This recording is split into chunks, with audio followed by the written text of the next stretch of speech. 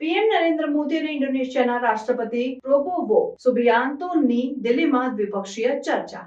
પ્રધાનમંત્રી નરેન્દ્ર મોદી અને ઇન્ડોનેશિયાના રાષ્ટ્રપતિ પ્રબોવો સુબિયાન્તોએ નવી દિલ્હીના હૈદરાબાદ હાઉસમાં મહત્વપૂર્ણ દ્વિપક્ષીય ચર્ચા કરી. બેઠકનો ઉદ્દેશ્ય ભારત અને ઇન્ડોનેશિયા વચ્ચેની વ્યૂહાત્મક ભાગીદારીને મજબૂત બનાવવાનો હતો, જેમાં પરસ્પર રસના વિવિધ ક્ષેત્રો પર ધ્યાન કેન્દ્રિત કરવામાં આવ્યું હતું. બંને નેતાઓએ આર્થિક સંબંધોને વધારવાના મહત્વ ઉપર ભાર મૂક્યો.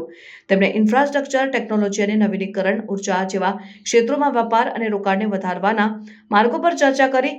રક્ષણ સહકારને મજબૂત બનાવ્યું મુખ્ય એજન્ડા હતું. નેતાઓએ સંયુક્ત સૈન્ય અભ્યાસ, રક્ષણ ટેકનોલોજી શેરિંગ અને આતંકવાદ વિરોધી પ્રયાસો માટેના અવસરોની શોધખોળ કરી.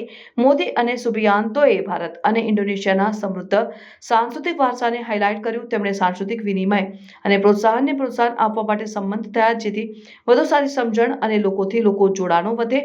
નેતાઓએ પ્રાદેશિક સુરક્ષા અને વૈશ્વિક પડકારો જેવા હવામાન પરિવર્તન અને ટકાઉ વિકાસનો સમાવેશ થાય છે પણ ચર્ચા કરી.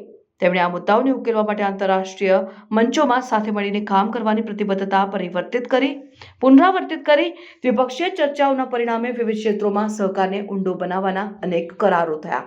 બંને નેતાઓએ ભારત ઇન્ડોનેશિયા સંબંધોના ભવિષ્ય વિશે આશાવાદ વ્યક્ત કર્યો અને સતત પ્રગતિ સુનિશ્ચિત કરવા માટે નિયમિત ઉચ્ચસ્તરીય સંલગ્નતાઓ માટે પ્રતિબદ્ધતા વ્યક્ત કરી.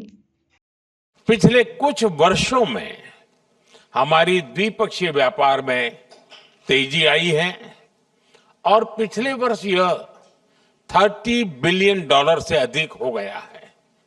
इसे और बढ़ाने के लिए हमने मार्केट एक्सेस और ट्रेड बास्केट को डाइवर्सिफाई करने पर बात की है.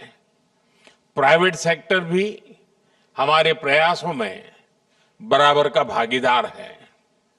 आज हुई सीईओ फोरम की बैठक और निजी क्षेत्र में जो समझौते हुए हैं उनका हम स्वागत करते हैं.